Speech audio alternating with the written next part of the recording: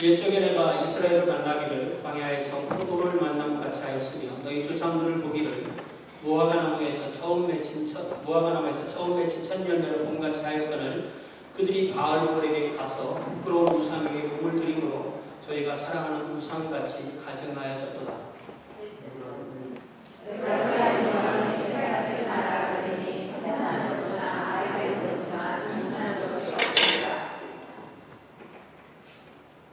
혹 그들이 자식을 기를지라도 내가 그 자식을 없이 하여 한 사람도 남기지 아니할 것이라. 내가 그들을 떠나는 때에는 그들에게 화가 묻히리로다.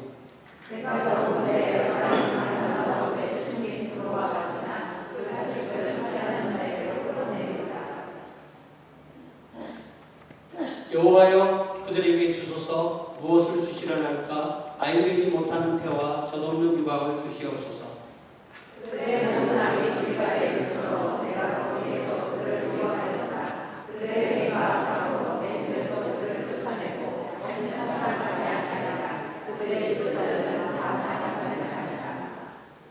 에브라임은 매를 맞아 그 뿌리가 말라 열매를 맺지 못하나니 비록 아이를 낳을지라도 내가 그 사랑하는 태의 열매를 주기리라.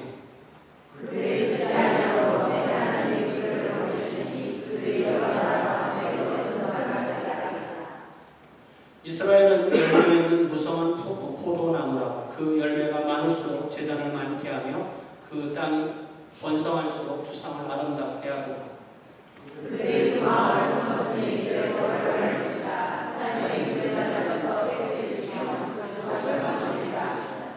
3절 같이 읽습니다. 시작. 그들이 이제 이르기를 우리가 여호와를 두려워하지 아니하므로 우리에게 왕이 없거니와 왕이 우리를 위하여 무엇을 하리요 하였다.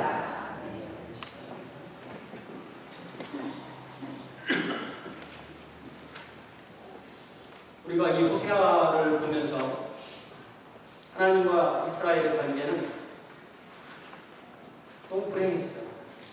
마치 동상이몽이라는 말이 생각납니다. 여러분, 동상이몽 무슨 말인지 아시죠? 동상이몽.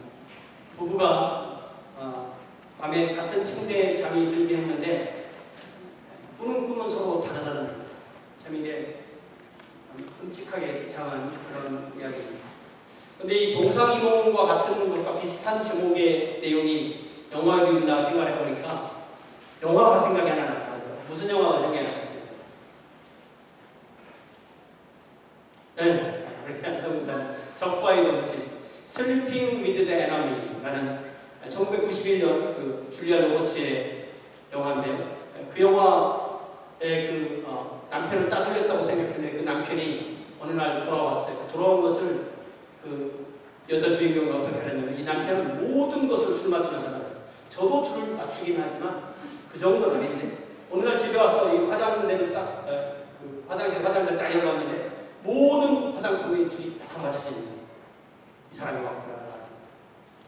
그 영화가 바로 적과의 동침입니다. 하나님과 이스라엘은 이게 뭔가 핀트가 안 맞았어요. 하나님의 뜻을 분명히 가르쳐 주셨는데 이스라엘은 늘 다른 생각을 하는 것입니다.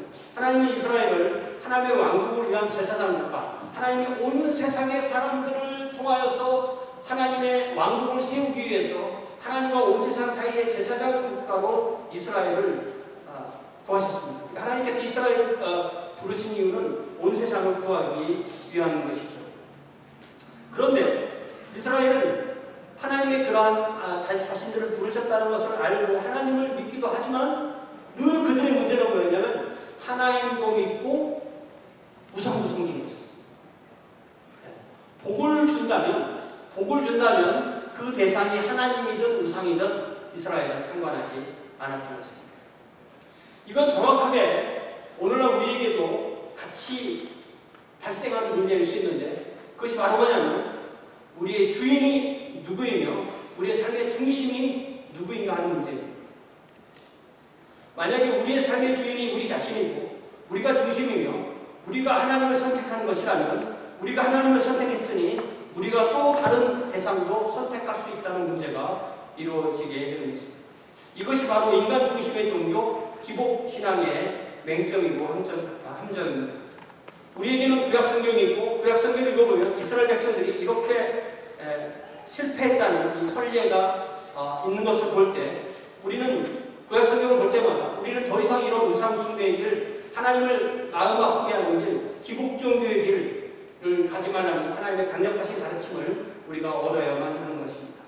나를 위한 하나님이 아니라 하나님을 위한 나로 우리가 삶이 우리의 이 사고 체제가 바뀌지 않으면 우리는 언제나 이스라엘이 갔던 그 길을 갈 수가 없는 것입니다.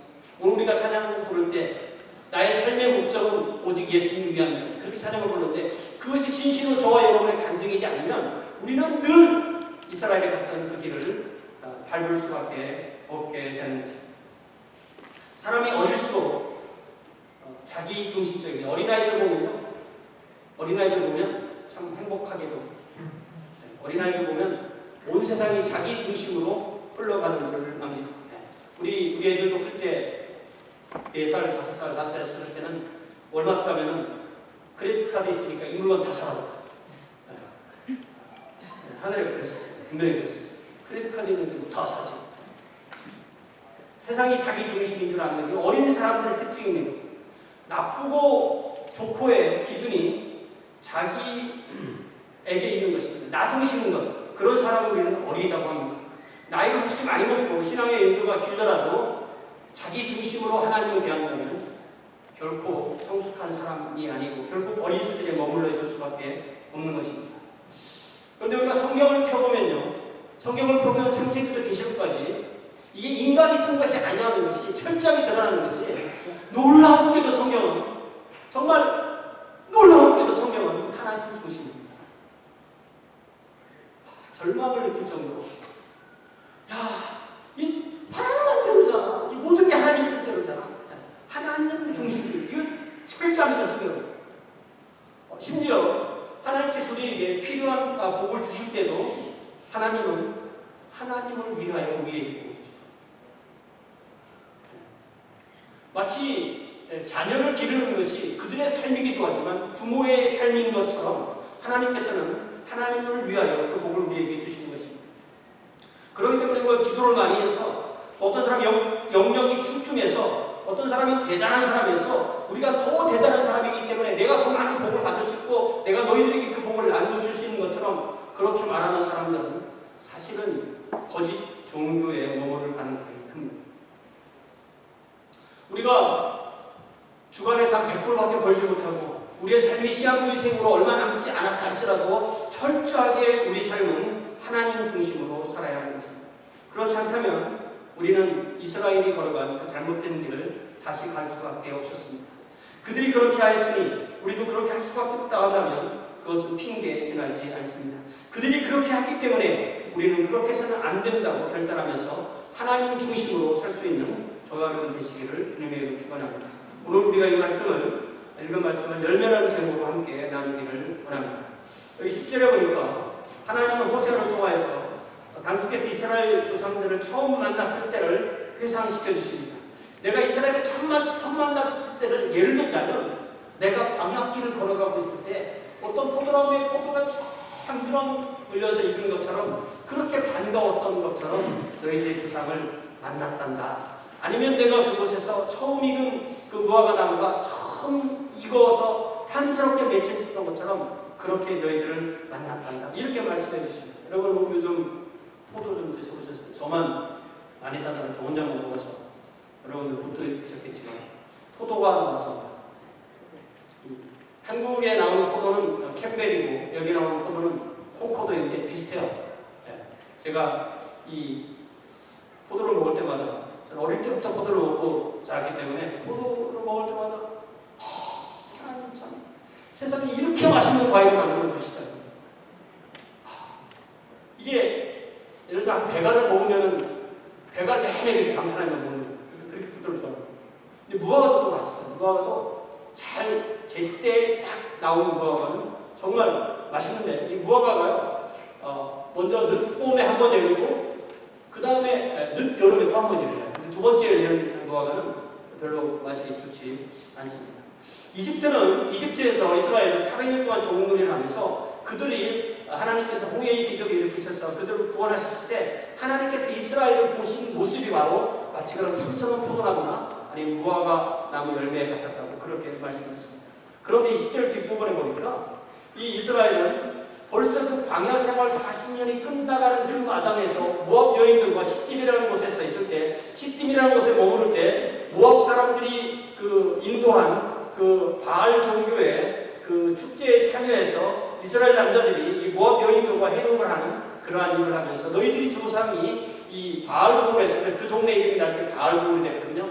이 부올에 있는 곳에서 바알 종교를 했다고 해서 그곳에서 이미 하나님을 배반하고 이런 호름에 빠지면서 그들이 우상처럼 가증해졌다는 그런 것을 회상시켜줄 정도로 이스라엘은 처음부터 하나님의 선택을 받은 상태에서 계속 우상숭배에 빠진 것을 알 수 있습니다. 하나님께서 그들을 심판하실 때 하루아침에 그들에게 연병을 보내주시고 그래서 24,000명이 죽는 그런 일이 생기는 것이 바로 이 바알볼입니다. 이 일이 생긴 것이 호세아가 말씀을 전할 때보다 거의 한 700년 전에 있던 일인데 700년 전이나 지금이나 너희들의 조상이나 너희나 다 마찬가지다.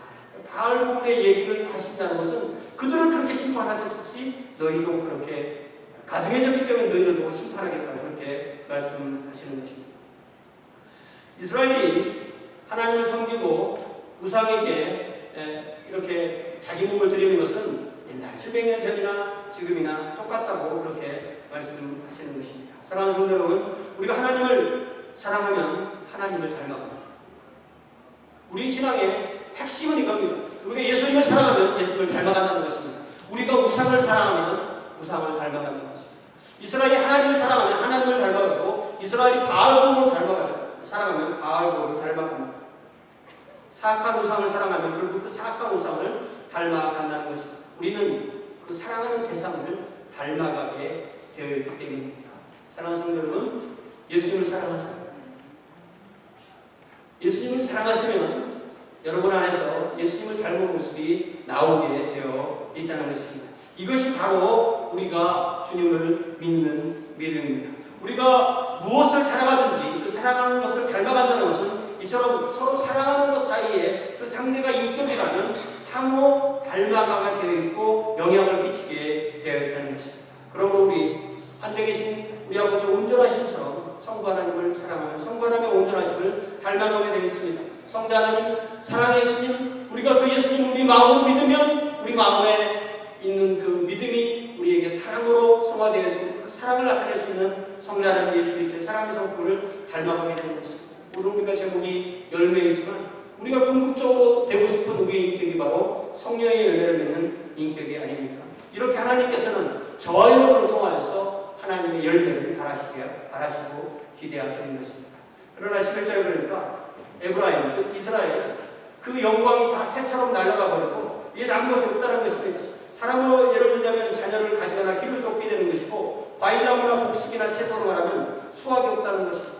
제가 이 금년 초반부터 얼마나 열심히 교회 주변에 씨를 뿌리고 다녔는지 100가지를 뿌렸는데 한 가지만 됐어요. 이게 결코 쉽지 않아요. 그래서 우리 어린이집사님이나 외국 분들이 뭔가 농사를 져서 그 열매 수확을 가지고 수확을 가지고 나누고 또 함께 기뻐하는 이 수확이라는 게 얼마나 어려운지 모르겠어요. 하나님께서 복 주셔야만 된다는 것을 분명히 알게 됩니다. 하나님을 떠난 이스라엘을 다시 하나님께 돌아오게 하시려고 그들에게 때로는 열매를 뺏기도 하시고 때로는 수확도 없게 하시는 것입니다. 12절에 보니까 더 나아가서 사람이 살면서 가장 중요한 기업이 바로 자녀인데 자녀도 하나도 남지 않을 정도로 하나님이 그들을 떠나겠다고 엄하게 경고하고 예고하십니다. 우리에게 있어서 가장 두려워해야 되는 것이 있다면 그것이 무엇입니까? 22절에 보니까 내가 너희를 떠날 때, 내가 그들을 떠날 때 하나님께서 우리의 삶과 함께하지 않으시고 우리와 함께하지 않으시는 것, 이것이 우리가 가장 두려워해야 되는 문제입니다. 하나님의 인자가 우리에게서 떠났다. 하나님이 더 이상 우리와 함께하지 않으신다면 우리는 광야에 버려진 어린 양처럼 치명적인 위험에 노출하게 되는 것입니다. 사랑하는 성도 여러분, 지금까지 여기까지 우리 인도하시고 지켜주시고 품에 안아주시는, 그리고 우리의 걸음을 인도하시는 우리 주님께 감사하며 주님 안에 거합시다. 그리고 주님과 동행합시다. 이제 13절에 보니까 이스라엘이 얼마나 안타까운 상황인지 하나님은 그들을 두로와 비교하시는, 이 두로라는 도시는 오늘날 레바논에 있는 도시인데요. 이 두로는 1000해의 항구 도시입니다. 이 두로는 두 파트로 이루어졌는데 하나는 항구 쪽이고요. 또 하나는 항구 쪽 앞에 있는 섬입니다. 이 둘을 합해서 두로항이라고 부르는데 이 앞에 섬이 있기 때문에 두로 자체도 아주 옹벽으로 섬을 만들어놨지만 어떤 위험이 닥치면 두로의 사람들은 그 섬으로 옮겨갑니다. 그러면 이 대륙에서 침략을 사는 배가 없기 때문에 이 두로를 침략할 수 없고, 그래서 그렇게 안전한 곳이 바로 두로라고 그렇게 알려져 있었습니다. 마치 우리 고려시대 때나 조선시대 우리 개성이나 또 한양이 공격을 받으면 우리 왕들이 어디 넘어갔죠? 배 타고 강화도 딱 도망가서 나 잡아 봐라 하고 백성들은 그 사람인데 다 죽었죠. 근데 결국 강화도도 침략을 당합니다. 그리고 두로도 침략을 당했습니다. 두로처럼 그렇게 막강한 항구 도시도 침략을 당하듯이 너희 이스라엘도 결국 침략을 당하고 그렇게 망할 수밖에 없다고 하나님께서 말씀해 주시는 것입니다. 지금껏 700년 이상 살아왔지만 이제는 그들에게 종말의 때가 다가왔다고 분명하게 선언하시는 것입니다. 사랑하는 성도 여러분, 하나님의 은혜를 받고 하나님과 살아있는 관계 가운데 있으면 하나님께서 우리에게 산 땅, 우리에게 주어진 그 기업을 우리에게 허락하시고 우리에게 그 기업을 통하여서 우리에게 그 필요한 것을 공급하시는 것입니다. 그렇기 때문에 항상 관계는 세 가지. 하나님, 우리 기업. 뭐라고요? 하나님, 그리고 우리 나 자신, 그리고 기업. 하나님과 관계가 좋으면 이 기업을 통해서 우리를 먹여주시는 거예요. 어제 제가 우리 시방을 가서 한 2시간 동안 우리가 그동안 어떻게 살아왔는지에 대해서 서로 얘기했어요. 어쩌다가 여기까지 왔어요. 어쩌다가 목사가 됐어요. 이렇게 서로 얘기를 하는데 여러분 여기까지 어쩌다가 왔어요. 이렇게 스토리는 다르지만 결론은 똑같아요. 여기에 먹을 게 있어. 이곳에 먹을 것이 있기 때문에 먹어요. 이곳에서 하나님께서 우리를 먹여 살려주시기에 이곳으로 온 것입니다. 그러나 중요한 것은 그 먹을 것이 없으면 어떻게 돼요? 여기서 먹을 것이 없으면 또 떠날 수밖에 없는 거죠. 이처럼 우리와의 하나님과의 관계는 하나님께서 우리에게 복을 주실 때 우리의 기업을 통해서 복을 주시는 것입니다.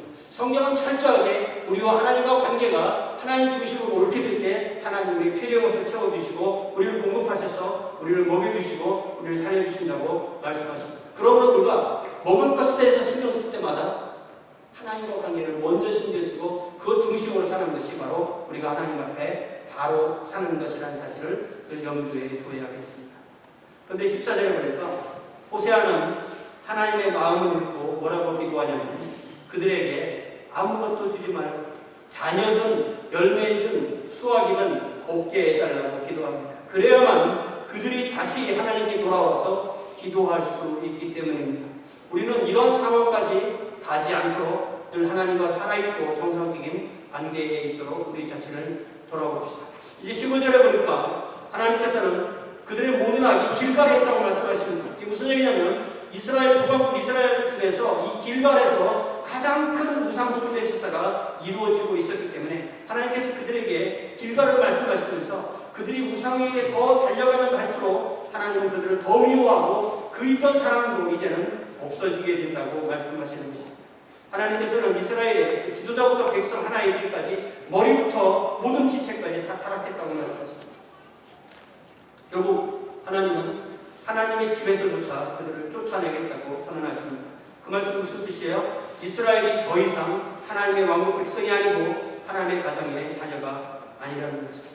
하나님이 이 말씀을 이스라엘에 선언하실 때 하나님은 얼마나 그 마음이 찢어지고 아프셨을까요? 어떤 사람들은 하나님을 생각하기를 하나님은 너무 멀리 계시고 너무 완전하신 분이시기 때문에 우리가 하나님께 찬양을 하고 해도 세상에 얼마나 많은 사람이 찬양을 하는데 내 찬양 때문에 기뻐하실까?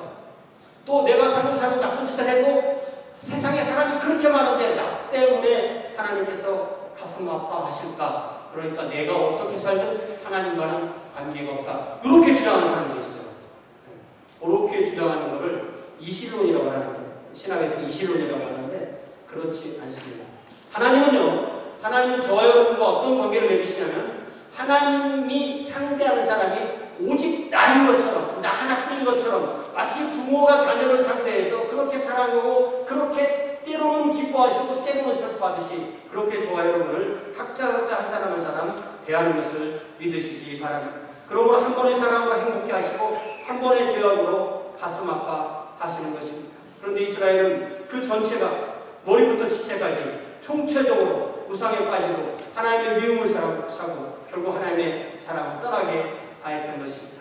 이제 우리는 하나님과 우리의 사랑 안에 거하는 것 외에는 다른 아무런 선택권이 없다는 그런 각오와 그런 결단으로 사시기 바랍니다. 이렇게 우리가 하나님 중심으로 우리 자신을 하나님 앞에 세울 때 우리는 하나님과 살아있는 관계를 유지할 수가 있게 되는 것입니다. 그런데 16절에 보니까 이스라엘은 참 안타깝다는 거죠. 아무것도 없다는 것입니다. 또 17절에 보니까 그들이 그렇게 된 근본적인 원인을 말씀하고 있는데 그 원인이 무엇입니까? 호세아는 분명히 선포하기를 그들이 듣지 아니함으로. 듣는다는 말은 hear, 그냥 내가 무슨 얘기를 하는지 듣는데 그걸 듣는다고 말하는 게 아니에요. 성경에 듣는다고 말할 때는 항상 순종한다는 말. 영어에서 순종한다고 번역했죠. 순종하는 것을 의미하는 것입니다. 이스라엘이 하나님께 순종하지 않았기 때문에 하나님께서 그들을 버리신다고 분명히 말씀하십니다. 결국 이스라엘은 여러 나라를 떠돌다가 그 정체를 잃고 마는. 그래서 이스라엘이 원래 레위지파까지 해서 13지파인데 북왕국 구성하던 10지파는 이방인 속에 철저히 섞여서 그들의 민족 정체성을 잃어버리고 온 세상에 이스라엘 10지파는 찾을 수가 없게 되었어요. 그 뒤에 내가 그 10지파의 누구 출신이라고 말하는 것들은 상당히 상징적인 것에 지나지 않습니다. 그래서 오늘날 학자들은 뭐라고 말하냐면요. 이스라엘을 전도하려면, 이방인을 전도하면 그들이 이스라엘이다 이렇게 말했죠. 10지파는 그만큼 정체가 없어졌다는 것입니다. 이제 우리가 주님을 섬긴다는 것은 순종이다. 우리가 주님을 믿는다는 것은 주님과 우리는 말씀하시고 순종하는 그 관계로 이루어졌다는 것을 깨닫지 않으면 우리의 신앙은 결국 기복적인 신앙 예수님에 머물 수밖에 없다는 것입니다. 이제 11절에 오는데 10장으로 넘어가면 갑자기 반전이 이루어집니다. 여러분 10장에 보니까 그동안은 열매가 없다고 그랬죠. 근데 갑자기 뭐래요? 열매가 무성히 열매를 너무 표현한 거예요. 얼마나 좋습니까? 저는 이런 부분을 보면 저도 기분이 좋아요. 죽는다, 없다, 뭐 이런 거 읽으면 저도 안 좋죠. 그런데 이게 그게 아니라는 거예요. 풍성한데 그 뒤를 다 읽어보니까 뭐라고 해요? 그 열매가 많을수록 뭐를 많게 해요? 우상을 섬기는 제단을 많게 하고 그 땅이 그 많은 열매로 번영해질수록 그들이 돌로 세운 우상의 상을 많게 한다고 그렇게 말씀하고 있습니다. 이게 무슨 말입니까? 하나님이 복을 주시면 주실수록 더 죄를 심하게 범했다는 그런 뜻입니다. 그러니 하나님께서 그들에게 복을 주실 수가 있느냐는 것입니다. 우리에게 주어진 그 어떤 것이라도 그것이 우리 것이 아니고 하나님의 것임을 알 때 우리는 그 복을 우리 마음대로 쓰는 것이 아니라 하나님 뜻대로 사용할 수 있게 되는 것입니다. 여러분 우리에게 가진 것이 무엇입니까? 우리가 가정이 있고 자녀가 있고 건강이 있고 영향력이 있고 시간이 있고 재물이 있고 지위가 있고 인격이 있고 그 어떤 것이라도 우리가 가진 그것이 있다면 그것이 저와 여러분의 것이 아니고 하나님의 것인데 하나님께서 우리에게 맡겨주셨다는 사실, 하나님이 주인이시고 우리는 다만 관리인이라는 사실을 분명히 깨닫고 고백합시다.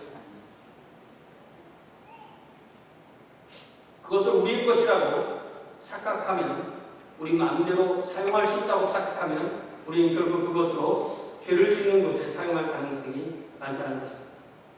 우리의 것은 하나도 없습니다. 우리의 이름으로 등기를 하고 우리의 이름으로 소유권이 정해져 있다 할지라도 그 모든 것은 어떤 것 하나도 우리 것인 것은 하나도 없습니다. 더 나아가 하나님, 우리가 그것을 하나님 뜻대로 잘 사용하면 더 주시기도 하시고 또 필요하다면 더 채워주시기도 하는 것입니다. 그러나 만약 주면 줄수록 오히려 죄악이 있다면 하나님께서 그것을 더 주실 이유가 있겠습니다. 그러므로 우리의 삶은 하나님 앞에서 관리인의 삶이 되어야 될 줄 믿습니다. 그리고 하나님 중심으로 살아야 됩니다. 그것이 바르게 사는 것입니다. 그런데 이제를 보니까 이스라엘은 두 마음을 품었다는 것입니다. 하나님께 한 달을 걸치고 세상에 한 달을 걸치고 하나님께 한 달을 걸치고 우상에게 한 달을 걸치면서 하나님을 속이고 사기 행각을 벌이는 것을 하나님께서 고발하시고 그들이 결코 그렇게 살도록 그냥 보고 계시지 않는다고 말씀하십니다. 반드시 징벌하신다고 말씀하십니다. 하나님이 이렇게 저 여러분의 삶에 관심이 많으십니다. 자세히 보시고 그로 인하여 울고 그로 인하여 웃으십니다. 그러므로 우리 하나님의 사랑 안에 거하고 하나님의 기쁨 안에 거합시다. 그것이 우리가 잘 사는 길이고 우리 그렇게 하나님 앞에 잘 살아보기 위해서 오늘 우리가 이 자리에서 예배드리고 있는 줄로 믿습니다. 이제 마지막 3절을 보니까 이스라엘은 자기들의 하나님 여호와를 존중하지 않기 때문에 하나님을 섬기지 않기 때문에 결국은 하나님 허락하시는 왕도 없고 혹이 있다 하더라도 왕이 아무것도 해줄 수 없다는 사실을 깨닫고 허탈할 수밖에 없는 그런 상황에 이르게 됩니다. 하나님을 왕으로 섬기지 않으면 인간왕도 결국 허락될 수 없고 결국 외적인 공격 앞에 고스란히 노출되고 마는 것입니다. 이스라엘은 자기들 하나님을 두려워하지 않는 것, 하나님을 공격하지 않는 것이 근본 문제임을 알았던 것입니다. 그렇기 때문에 그들이 그 근본 문제를 해결하려면 그들이 자신들의 그 단추를 처음부터 바르게 끼워야 되는데 그것이 바로 하나님을 경외하는 것입니다. 그러면 하나님께서 주시는 것을 받아들이고 또한 그 복으로 사람을 사랑할 수가 있습니다. 동양 사람들이요 성경을 몰랐어요. 하나님께 주시는 지혜로 이 성경의 지혜를 기가 막히게 한 가지 단어로 6개의 글자 정리를 했거든요. 그것을 줄여서 우리가 경천애인이라고 했어요. 경천애인이라고 해요. 하나님을 공경하고 사람을 사랑하고 그 사이에 경천과 애인의 그 사이에 하나가 더 들어가요. 원래 6자입니다. 경천, 존지, 애인. 뭐냐면 하나님을 사랑하고 우리에게 주신 기업, 땅을 소중히 여기고 사람을 사랑합니다. 이것이 바로 우리의 하나님 앞에서 바로 사는 방법을 정확하게 표현하는 것입니다. 그것이 바로 우리 안에 주님을 사랑하는 주님을 믿는 그 믿음이 있다면 우리의 겉에 사랑으로 드러난다는 이 표의 말씀과 같은 내용을 담고 있는 것입니다. 이제 말씀을 마치겠습니다. 하나님은 우리를 사랑하십니다. 얼마나 사랑하시는지 당신의 가장 소중한 아들 당신의 생명처럼 당신만큼 소중한 그 독생자를 아낌없이 주실 정도로 우리를 사랑하십니다.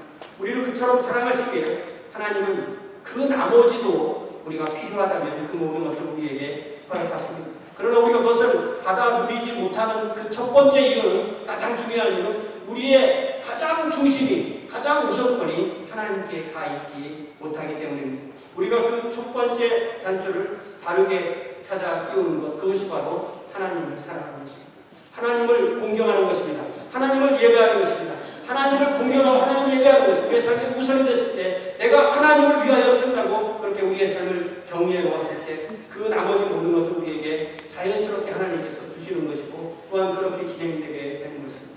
우리가 이 한 주간을 또 주님 앞에 살 때에도 우리의 삶의 모든 원칙이 하나님 중심이 되고 하나님 우리의 삶의 주인 되시는 그런 삶을 살 수 있기를 주님의 이름으로 축원합니다. 그리하면 우리는 복되지 마시든지 무엇을 하든지 하나님께 영광을 돌리고 또한 하나님과 우리 사이에 사랑이 흐르고 그 복이 흘러서 이웃에게 그 복이 흘러가고 하나님께 영광을 돌리는 그런 삶을 살 수 있게 되는 것입니다. 기도하겠습니다.